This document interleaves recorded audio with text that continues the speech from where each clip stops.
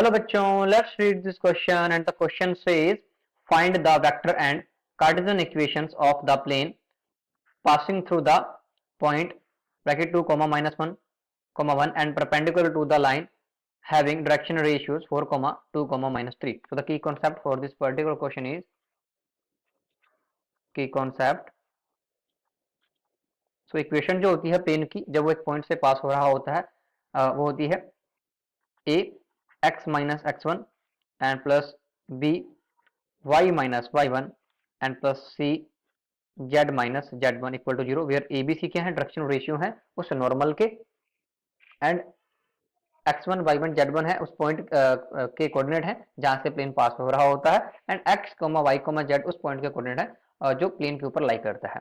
तो यहाँ सिंपल इनकी वैल्यूज को पुट करना है एंड देन हमें यहाँ वेक्टर एंड कार्टेशियन इक्वेशन उस प्लेन की मिल जाएगी। तो यहाँ पर गिवन है पॉइंट जहां से जो है प्लेन पास हो रहा है वो है 2 माइनस 1 1 इनकी वैल्यू भी आप पुट कर दें तो यहाँ से हो जाएगा a x minus and x1 की वैल्यू है यहाँ पर 2 plus b y minus y1 की वैल्यू माइनस 1 तो ये प्लस की 1 हो जाएगा and plus c z minus z1 और z1 की वैल्यू है यहाँ पर 1 तो हो जाएगा z माइनस 1 इक्वल टू 0। तो यहाँ हमें a इक्वल टू 4 गिवन है and b equal to 2 given है and c equal to minus 3 given है बिकॉज ये उस नॉर्मल के डायरेक्शन रेशियोज है क्योंकि यहाँ बताया गया है कि plane passing through the point and perpendicular to line having direction ratios. एक लाइन है जो कि प्लेन की परपेंडिकुलर है और प्लेन की परपेंडिकुलर है इट मींस ये उस प्लेन का क्या है नॉर्मल है।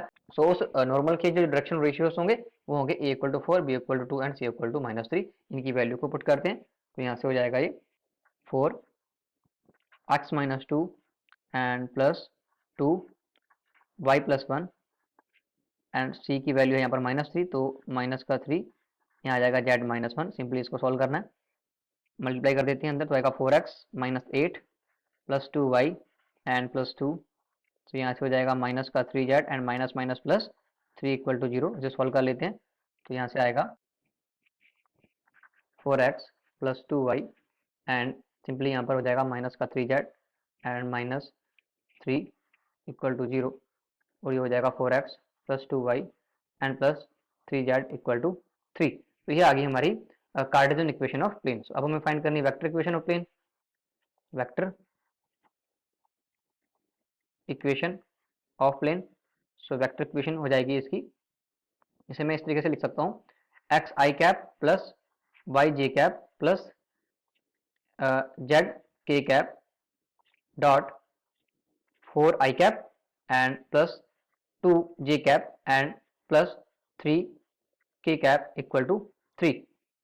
और ये क्या होता है, ये होता है वेक्टर आर एंड ये हो जाएगा 4 I cap and plus 2 J cap and plus 3 K cap equal to 3।